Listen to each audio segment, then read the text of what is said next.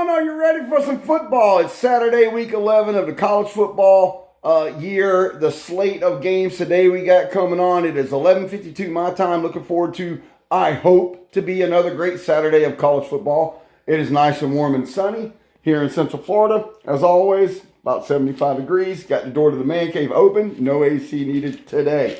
Anyway, I got my picks right here.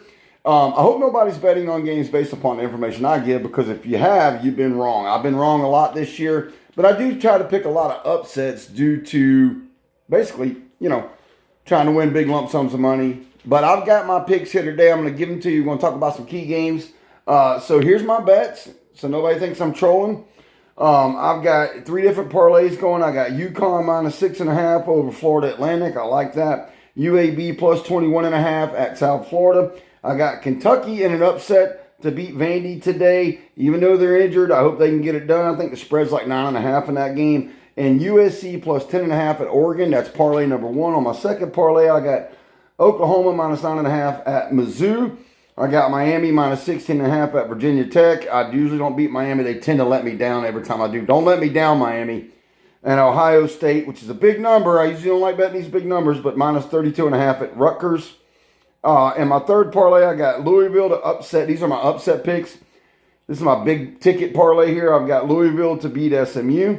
I got USC to win outright, which is kind of stupid because it's going to cancel out my first parlay. Actually, it won't. It won't cancel out my first parlay because I got USC plus 10.5 at Oregon, so I'll win that as well. I got Pitt to beat Georgia Tech with a 2.5 point spread on that game, and Cincinnati to beat BYU. BYU's playing good football right now.